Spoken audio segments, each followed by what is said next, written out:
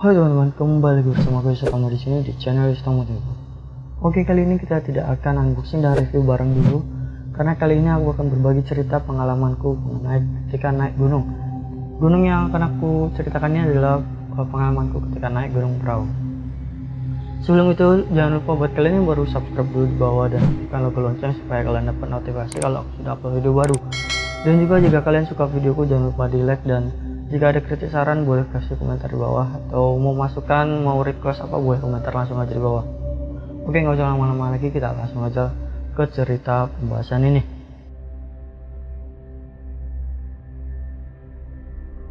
Cerita ini adalah pengalaman aku ketika aku naik gunung perahu pada bulan Juli tahun 2019 lalu, tepatnya pada hari Rabu. Di perjalanan ini aku hanya berdua dengan temanku, dan di sini aku mulai perjalanan dari kota Jogja menuju kota Wonosobo. Perjalanan itu aku tempuh menggunakan sepeda motor, dan bisa kalian bayangkan motor yang aku gunakan itu adalah motor gede, motor fairing, yang otomatis dalam perjalanan itu lebih melelahkan daripada motor biasanya. Posisi aku bawa ransel, di tengah ada tenda, dan di belakang temanku bawa virus. Oke, jadi awalnya tuh rencana kami berangkat hari Rabu itu pagi. Oke teman-teman, kita mau berangkat sekarang dan barang sudah siap, dan kita udah ngambil tenda, matras, dan ada sleeping bag juga macam-macam. Dan sana kita berangkat dari Jogja ke Dieng menggunakan motor. Jadi kali ini kita tuh mau kemana? Ke apa namanya? Perahu. Situ Dieng. Perahu apa perahu? Perahu. Perahu, gunung perahu. Yang belum tahu gunung perahu nanti ikutin terus kita ya, keseruannya di sana gimana, nanti kita lihat view apa. Semoga mendapatkan view yang terbaik dan nggak mengecewakan kita di sana, dan ikuti terus, let's go. Tapi karena ada kendala dari tempat penyewaan kita yang kita sewa, penyewaan tenda, kita kan nyewa tenda itu. Nah, itu tempat sewanya tuh katanya sih bukanya jam 8. Tapi pas kita datangin jam 8 tuh belum buka. Otomatis kita nunggu. Ya, nunggu lama-lama, jam 9 kita cek lagi belum buka. Dan setelah dihubungi, di kontak juga, akhirnya buka jam setengah 11. Otomatis kita molor kan, jam setengah 11 kita mikir-mikir mau berangkat. Lebih baik kita nunggu zuhur baru kita berangkat. Terus setelah zuhur kita berangkat, kita naik motor. Bisa kalian bayangin tuh aku naik motor fairing, dan itu nggak kebayang sih lelahnya, capeknya. Posisi kita bungkuk, posisi di belakangku ada ransel, terus ada ada tenda, terus temanku tuh bawa tas carrier, otomatis aku kayak ketekan ke depan. Di perjalanan tuh aku terus yang bawa karena temanku nggak terlalu bisa bukan nggak bisa, dia belum terlalu untuk jarak jauh, belum terlalu mahir untuk perjalanan jarak jauh menggunakan motor fairing ini. Udah aku bawa sampai sana itu sekitar jam 4 sore itu kami langsung udah tiba di base camp. Dan lihat dari suasananya tuh perahu ini tidak seramai biasanya, karena kami naik itu kondisi tidak weekend, tidak libur sekolah, dan pas kondisi lagi dingin-dinginnya. Di daerah Indonesia, daerah Jawa kalau nggak salah itu suhunya lagi dingin-dinginnya. Ada di berita tuh Dieng ada yang bersalju, ada yang sampai, yang Jogja biasanya malamnya masih 25 derajat Celcius bisa sampai 19 ya. Itu suhu lagi emang lagi dinginnya. Jadi kami coba beranikan diri naik gunung. Terus dalam istirahat aku minta waktu ke temanku sekitar 1 sampai 1,5 jam untuk istirahat, karena aku lelah kan di perjalanan. Aku ketekan terus dengan barang-barang. Oke teman-teman, sekarang kita lagi istirahat di base camp Kota Benteng perahu. Jadi rame, terus setelah beberapa selang pada berangkat sore, mereka sepi itu ramai banget di sini tuh, di dalam base camp ini. Mungkin karena sore terus ngejar sunset sore hari, karena mereka semua. Dan sekarang kita mau daftar registrasi dulu. Udah setelah itu, setelah istirahat aku mau makan sama temanku tuh. Aku sama temanku tuh makan mie dulu, biasalah makanan para naik gunung, kalau kalau misalnya hal-hal ringan gitulah.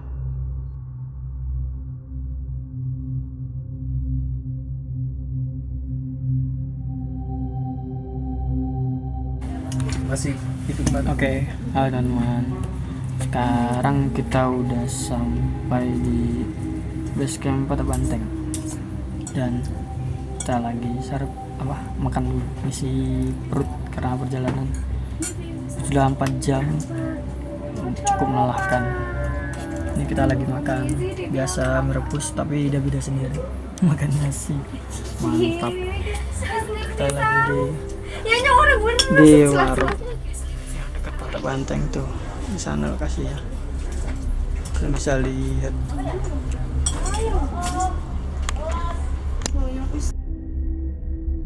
Terus pas itu tuh udah tuh kami daftar, isi formulir. Sebenarnya disaranin sama petugasnya tuh kita naik habis maghrib aja, soalnya nanggung posisi di situ tuh jam 4:30 lah, lebih dikit, hampir jam 5 lah. Terus kami targetin, ya udahlah nggak apa-apa, kita naik sekarang aja. Oke, jadi tiket masuknya itu 15.000 per orang, sama motor 10.000, jadi total 45. Dan kita juga dapat petunjuk arah atau kalau ke atas kalau kita kebingungan. Jelaskan. Dan larangan juga seperti biasa, kita nggak boleh bawa tisu basah. Dan itu aja sih tadi yang dikasih tahu. Sekarang kita mau sholat asar dulu. Udah naik kami tuh jam mendekati jam 5. Udah naik, jalan mau ke arah ke pos 1, ketemu pendaki lain. Kita ketemu pendaki lain tuh dari Sragen. Dari Sragen terus ngajak bareng. Ya karena emang kondisi saat itu perahu emang sepi, nggak kayak biasanya, nggak padat. Udah jalan kami, pas tiba di pos 1 tuh nggak ada apa-apa. Yaudah pos 1-nya tuh kami naik nih dari Patak Banteng, dari Wonosobo Patak Banteng, kalian kasih tahu lah.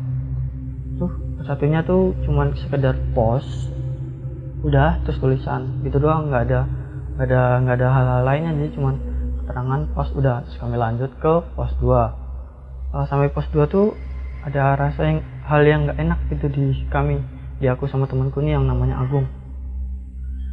Kayak rasanya kok berat, maksudnya jadi kayak lemes gini maksudnya. Ini kita baru naik pos 1, baru ngelewatin dikit tuh udah rasa udah lemes. Terus teman-teman yang dari Sragen tadi pendaki lain tuh minta duluan, ya udah duluan aja berdua. Oke teman-teman, sekarang saatnya kita mau naik ke atas.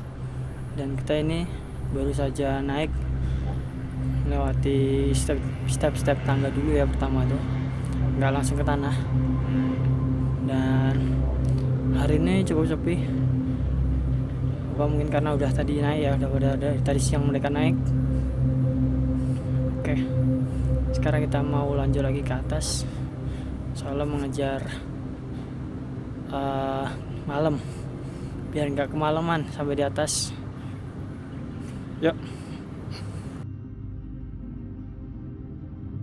Pas udah mau menuju ke pos 2, di pertengahan tuh langit mulai gelap, muncullah sunset dengan aku minta waktu sama temanku, berhenti bentar, aku mau moto sunset dikit, video sunset dikit. Oke, udah itu jalan lagi, lama-lama makin gelap, langit makin gelap. Dengarlah suara azan di tengah perjalanan kami tuh. Udah kami istirahat, kami di tengah jalan di tapak tuh istirahat, duduk di tapak karena belum sampai ke pos 2. Ya udah kami istirahat aja di situ, duduk liatin pemandangan sambil dengerin pemandang azan sampai selesai azan itu kelar, baru kami lanjut. Setelah azan itu kelar, kami lanjut. makin gelap. Dari kita nungguin azan tuh nggak ada pendaki yang lagi naik atau yang mau turun, tuh nggak ada yang lewat, belas sepi banget. Udah kami naik, ketemu warung, duduk kami di warung situ istirahat sebentar. Setelah duduk di warung itu ada apa ya, kayak suara kayak suara kresek tapi nggak kami hiraukan sih. Itu langit udah mulai gelap, udah mulai hawa-hawa maghrib itu kan. Sebenarnya kan maghrib sih nggak boleh di luar ya, tapi ya kita kan nggak sengaja itu kan, maksudnya juga aduh lah, udahlah positive thinking aja kan. Udah kami duduk di situ, lama-lama kami istirahat di situ tuh kayak rasanya nggak enak, kayak ada yang apa ya, kayak yang ada yang ngawasi gitu. Ketika itu ada yang ngawasi, yaudah kita lanjutkan, ayolah kita lanjut lagi gitu ya. Tapi bentar, minum dulu kami kan, mau minum dulu karena biar nambah lagi stamina, minum dikit bisa banyak, lanjut kami karena itu posisi udah kayak nggak meyakinkan, kayak kita diawasi di warung itu tuh. Emang warung tuh sepi banget, nggak ada bekas-bekas kayak habis pendaki istirahat di situ tuh, nggak ada kayak bekas-bekas tapak atau apa tuh, nggak ada sih. Oke, lanjut kami ke atas tuh. Pas itu udah mulai masuk tuh ke dalam hutan, mulai gelap tuh, isinya hutan gelap. Yang awalnya masih ada cahaya-cahaya tuh dari langit tuh udah gelap. Masuk ke dalam hutan, sampailah di pos 2. Pos 2 nggak ada apa-apa, nggak ada orang istirahat. Harusnya kan posisi maghrib itu banyak juga ya nih istirahat, tapi dari awal kita naik itu cuma satu doang kita ketemu pendaki, yaitu ya dari Sragen itu tadi. Udah itu, nah kami memutuskan untuk lanjut lagi lah, lanjut ke arah pos 3. Udah sampai di atas, belum menuju pos 3 tuh mulailah tuh jalan mulai terjal, batu-batuan mulai tinggi, mulai pokoknya tapak tuh mulai nggak normal lagi, udah mulai ekstrem gitu. Di situ posisi gelap, sunyi, nggak ada apa-apa, hawa dingin tapi nggak ada angin. Nah itu kami mulai ragu. Pas di ujung jalan itu ada kayak batu gede, dan aku mikir ini bukan jalannya, karena di depan tuh gak ada jalan, batu gede, tapi di sebelah kanan sama kiri itu ada jalan.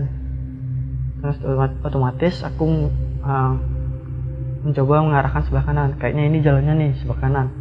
Udah jalan kami sebelah kanan, itu jalan kanannya jurang, sebelahnya gundukan yang jalan tengah tadi.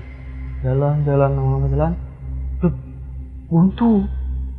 buntu men, buntu itu tuh ketutup pohon rimbun santer. Aduh, buntu balik nih.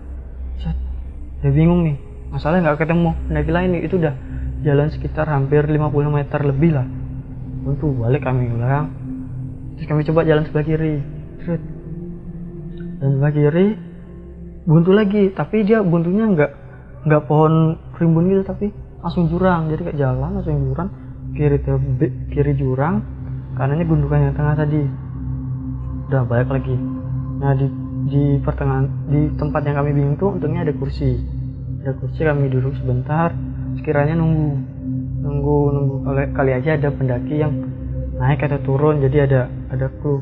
Nah setelah kami tunggu tuh nggak ada pendaki yang mau turun atau mau naik, itu nggak ada. Udah kami lanjut ke posisi tengah, ke batu gede itu, kami senternya itu. Masalahnya aku salah beli senter yang di kepala tuh nggak begitu terang, jadi kayak dia cahaya tapi nyebar, cuman nggak terang. Beda sama senternya temanku tuh, dia lebih ada 3 mode yang jarak jauh tajam, ada yang lebar, terus ada yang bulat, melebar bulat tuh. Nah, harusnya itu yang bulat. Otomatis temanku tak suruh maju ke depan dulu, lihat jalan sampai ke depan batu, dan kiri. Ternyata itu jalan tuh ketutup, emang posisinya nggak di depan gini, jadi kayak di sela-sela selisih batu tuh harus kita perhatikan. Di situ ada kayak, oh ini jalannya. Udah oke, masuk kita ke situ. Jalannya emang jalan sempit banget, mungkin 2 orang ngepas ukuran kurus lah tuh ngepas. Di posisi 2 orang tuh ngepas, dan pas itu aku suruh depan lagi sama temanku, posisinya udah tuh naik tuh, naik. Terus ada naikan kedua, batunya tinggi kali. Nah kami nggak ada di sini tuh bawa tongkat blas. Pas di situ tuh kami nggak ada bawa tongkat, jadi harusnya kan tongkat tuh buat ganjel biar bisa naik. Nah udah sampai situ, naik mulai terjal, itu mulai tuh ada hawa-hawa nggak jelas tuh, mulai kok ini hawa aneh banget, kayak ada angin, tapi mendadak kayak ini kulit tuh dingin banget. Mendadak, ini kenapa? Padahal udah pakai jaket, udah pokoknya udah pakai apa namanya, apa nih, topi apa sih namanya lupa aku, itu udah lengkap, tapi mendadak bilang, bentar Gung, kok hawanya rada-rada aneh gitu kan. Ini kenapa ya? Ini kayaknya apa, karena mikir apa karena kita naik pas maghrib. Padahal kan ya emang maghrib kan kita nggak boleh di luar ya, itu kan emang hawanya ya emang dilarang sih ya. Dari dulu juga kita udah dikasih tahu kalau maghrib suruh pulang kan. Udah kita jalan ikuti arah, terus nggak lama tuh di depan ada kayak ini, kayak tanaman rimbun yang kayak itu tuh belum dilewati, padahal itu ya harusnya udah dilewati ya sama pendaki yang sebelumnya ya, yang dari Sragen tuh yang duluan ya. Nah, itu aneh, dia kayak belum tutup, dan ternyata itu jalannya muter, salah jalan lagi kami, karena itu tuh jalan emang posisi apa ya, gimana ya, itu jalan emang ngarahin ke situ, tapi pas sampai situ tuh ketutup. Jadi kayak kita harus pintar nyari cabangan jalan, jadi jalannya tuh kayak bercabang. Udah dapat kita jalannya muter ke kanan tuh, muter jauh, nggak jauh-jauh sih, kira-kira ngelewati paling berapa batu gede banget batu, terus naik ke atas. Sampai situ nggak aneh lagi, istirahat tuh aneh, mendadak capek kami. Waduh, kok ini apa ya, kok lemas banget badannya, nggak kayak biasanya. Udah istirahat kami di situ, buka coklat kan, katanya kayak coklat itu nambah stamina. Udah makan coklat lah kami di situ, makan coklat.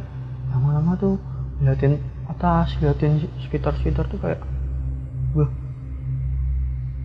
kayak penasaran lah ya namanya. Nah, pas lagi asik-asik kami makan coklat sama minum tuh ada suara kresek-kresek tuh nggak jelas dari sebelah kanan aku kan posisi sebelah kanan, ini jalan ke bawah dan ini jalannya naik ke atas. Di sebelah kanan temenku di sebelah sini, terus kami mikir aneh, masih mikir awalnya mikir aneh kan, terus apa nih, aku takutnya ada sesuatu yang nggak diinginkan. Udah terus itu temanku mau si teknik aja, udah paling apalah, ada hewan kecil gitu paling, nggak hewan berbahaya kan, paling kalau nggak ya ada batu melinding. Ini kan ngerti kalau batu melinding kira-kira gede gitu.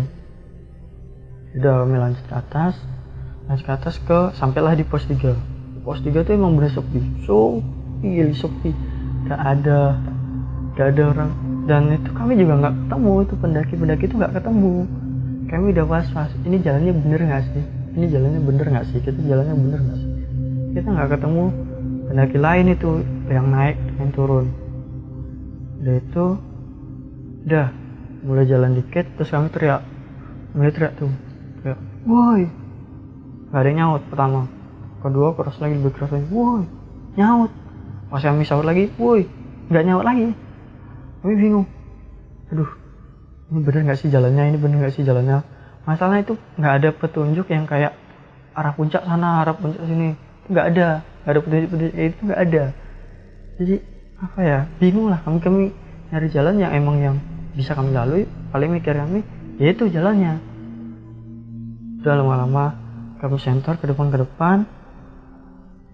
Nah, nampaklah tuh dari jauh kayak ada lampu nggak jelas itu kan, nggak jelas. Oh, rupanya barulah kami ketemu tuh pendaki turun.